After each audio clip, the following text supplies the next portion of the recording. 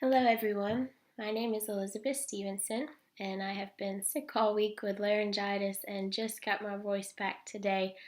So, this may be kind of a struggle, but I will try and get through it, and hopefully, it won't be too much torture for you all. So, here goes. The self of the therapist. The self of the therapist is very important because the relationship between the therapist and the client can impact success of counseling. And part of the success is based upon us as clinicians, as therapists.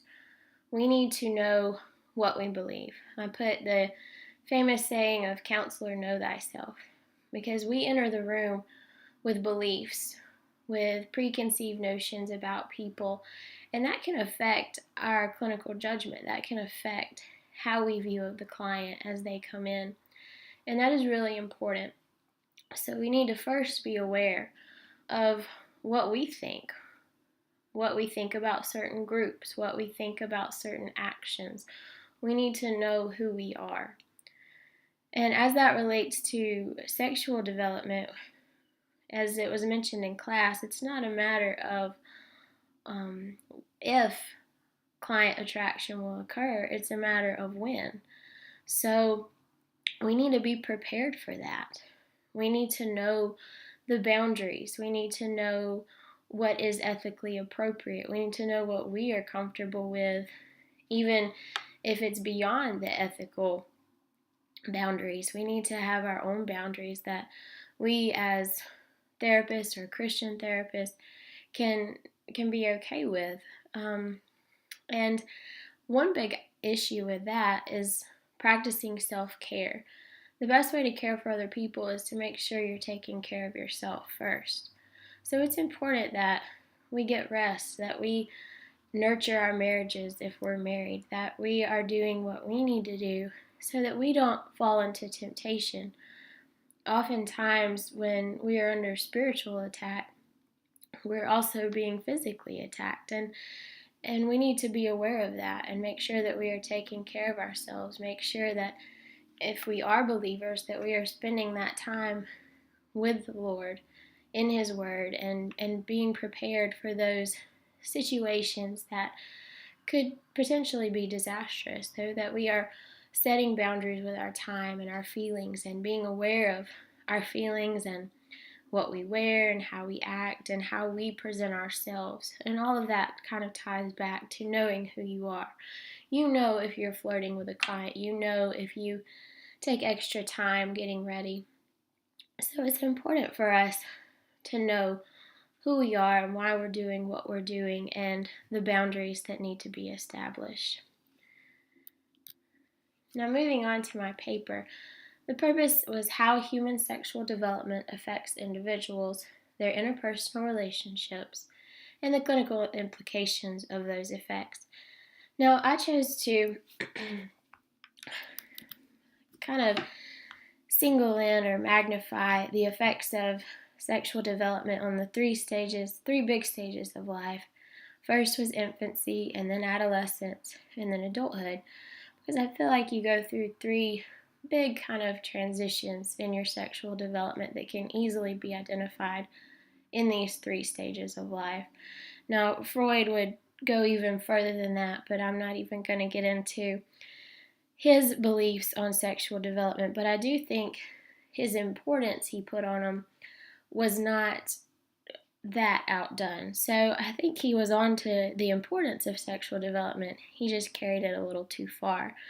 So I discussed mostly the psychosexual development and how it begins at birth, and then the world directs individual sexual developments and expression throughout adolescence and adulthood. So I first began on the sexual development effects on individuals in infancy, and that may seem odd at first, but the basis for how a human develops sexually is formed during infancy.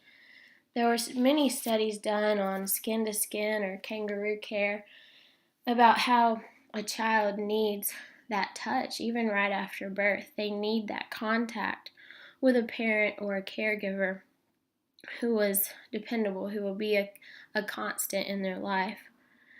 In a neonatal intensive care unit study, it was proven that human touch helps stabilize and strengthen respiration, heart rate, blood pressure, and other important vitals in the baby. Not to mention that contact, that skin-to-skin care, helps the mother's milk production, and it also relieves the physiological stress in fathers. So it's not just an infant thing or a mom thing, or it's a whole family thing. That touch is so important during infancy, and it kind of lays the foundation for how a person is going to develop. Another important feature that occurs kind of during infancy and on into toddlers is the gender roles. Gender roles are an important foundational principle that are constructed pretty much during infancy, and this occurs by observing parental behavior. Children learn from their parents. They learn from what is shown to them, like the toys they are given, the way their parents behave, the environment they are exposed to.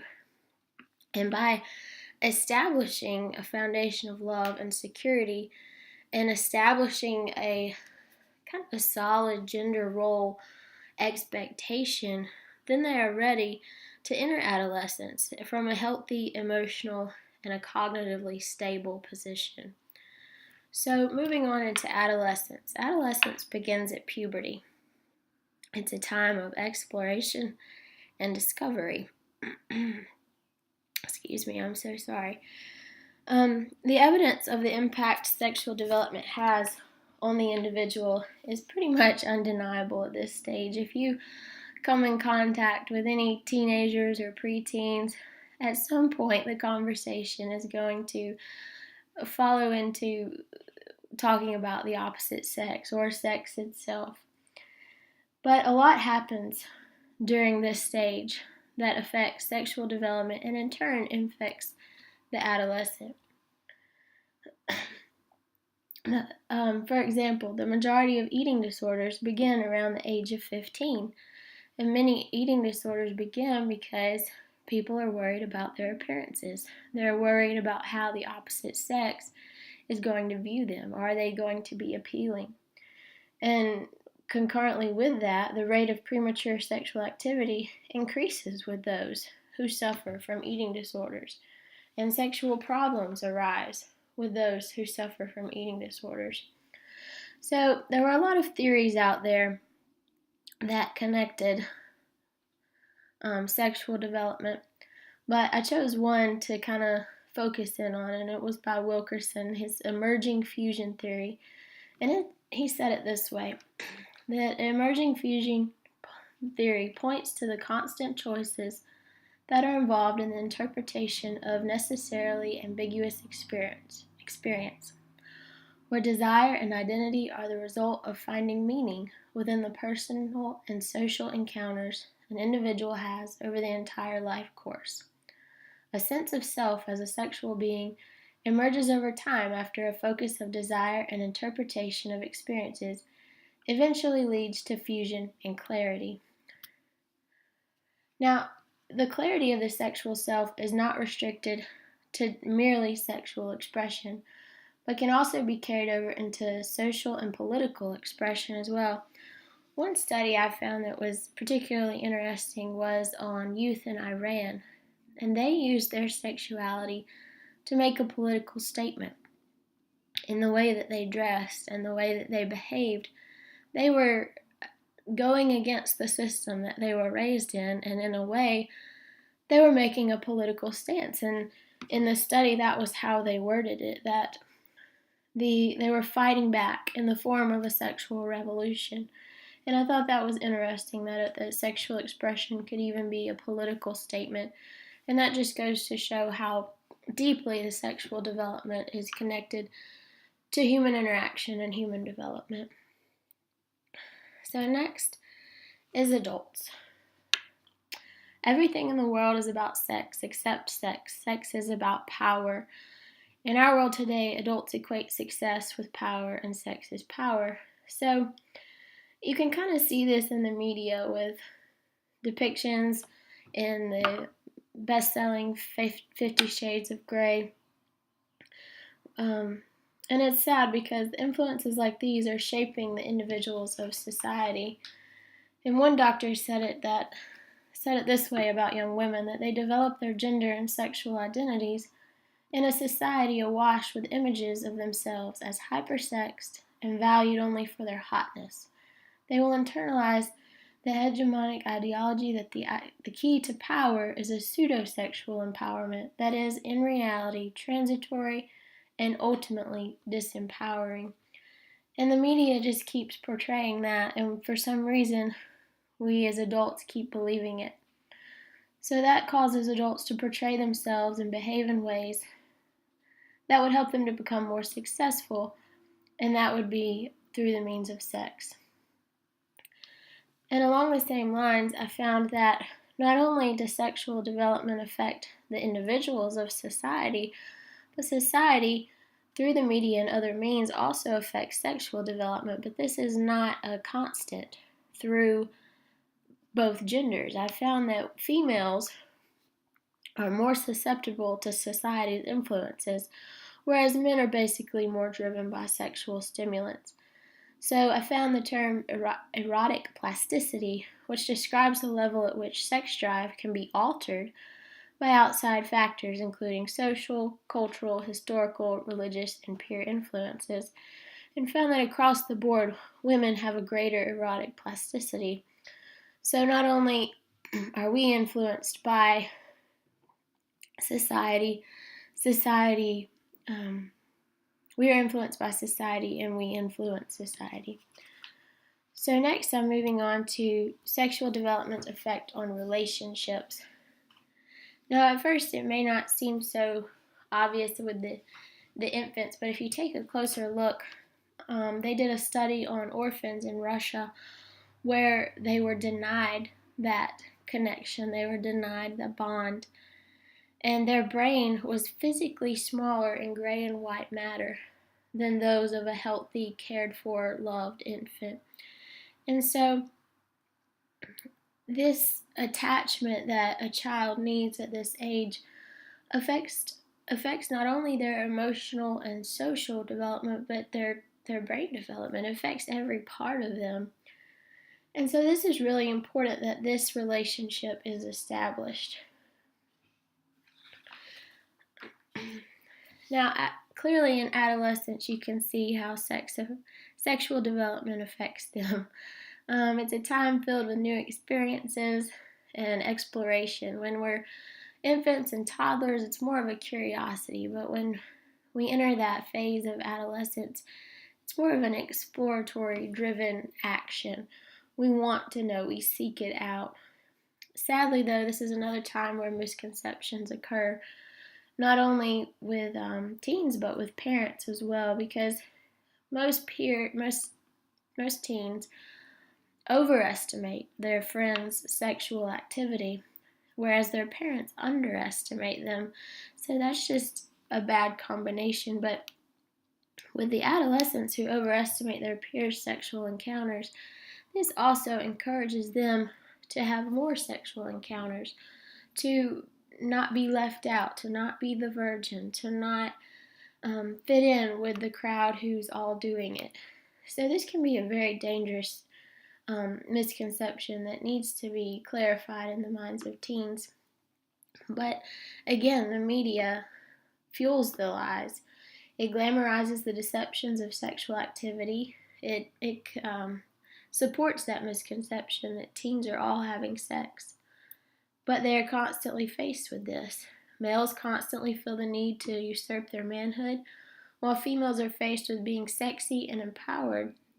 Excuse me, I'm sorry. And all the while, I'm so sorry, the biological changes are taking place. Now, I didn't get too much into the gender dilemma, but at this point, I did want to focus in on that questioning teens who are questioning their sexual identity do need to be discussed because the high risk of health disparities and emotional issues they suffer from. Although questioning teens make up less than 10% of the population, they do suffer significant interpersonal problems and include depression, attempted suicide, use of illegal drugs, and sexual health risk. And even if they're not questioning or if they're not wondering who they are sexually active teens are at risk for numerous negative health, emotional, cognitive, and social repercussions. So it's important that we know that they are educated, that they know. So of the most, a little less than half of the teens are sexually active. And there was a survey done where teens admitted their sexual activity affected how they perceived their interpersonal relationships. So not only are they entering these somewhat dangerous sexual relationships, that it also affects their other relationships as well. And this is where parents can play a huge role, because when parents are involved, teens are less likely to pursue those sexual encounters. If parents will talk to their children about sexual activities, if therapists can encourage parents to talk to their children, it should result in a lower rate of premature sexual activity. So adulthood and personal relationships as they relate to sexual development. Adulthood is a time that is filled pretty much with the discoveries of what you found in your exploration of teenhood. At this time, most people want to settle down, have a family, have a stable job. And it's a time where one's sexual preferences can be seen, and his or her past sexual choices impact their present relationships. So, this is also a time where aging comes into play and affects not only the personal relationships but also their sexual development, because there are things that can be tied to aging, such as illness, lifestyle changes, and retirement, that can impact their sexual lives negatively if not handled appropriately. And so, as counselors, we should be aware of this. And then there are also the group that maybe has experienced divorce, which is a staggering rate that keeps growing in the U.S., I know, but or death. That causes individuals to revisit all these issues that maybe they thought they had discovered during adolescence. So as therapists, we need to be aware of how great this impact is, even through adulthood. So that moves on to the clinical implications. And I just picked out three main ones. First, we need to know the effects. Cognitive and emotional problems that are present in the adult could be an effect of a problem which occurred during infancy. What was your client's childhood like? What was their, birth to first 3 years? What was that like for them? Now, that's not to say that every problem is a result that their mom and dad didn't love them enough, but at the same time, it does need to be looked at and taken into consideration, because that is such an important, crucial time in a child's life or in an individual's life. Next, we need to be aware of the influences. Therapists should become knowledgeable in how parents, peers, and the media influence and affect the individual and his or her relationships. As a therapist, we need to know that what friends say is important and will impact a child's decision or an individual's decision. Even in adulthood, peers are still important, parents are still important, and the media is a huge influence. So we also need to advocate and be activists for proper roles of how sexual development should occur. And lastly is biblical truth. Sex has been distorted in our society, as I mentioned, with the 50 Shades of Grey and many other instances in the media and everywhere else. And therapists should equip themselves with the knowledge of how the creator of sex intended for an individual to grow and develop. So this involves being in the Word, knowing what the creator says about sex and how to relay that to a client, because ultimately the Creator is going to know best how His creation works. So we need to be familiar with that as therapists and how that applies, how to help individuals maybe overcome those situations. And this isn't just for those who have been abused. I read a statistic that every 98 seconds an American is sexually abused, and every 8 minutes one of those victims is a child. So we're going to be dealing with not only those who may not have been loved as infants, but as those who have been abused as well. And we need to know what the Creator says, what God says about how that person can overcome their circumstances, how He can guide them through that, and how He's going to use us to guide them through that. So I have a lot of references here for those who are interested. And overall, I thought this was very interesting, but it is the job of the therapist to understand the critical impact love and nurturing can have on an infant, to accept the magnitude of sexual influences in adolescence, and to understand the importance of sexual health in the adult.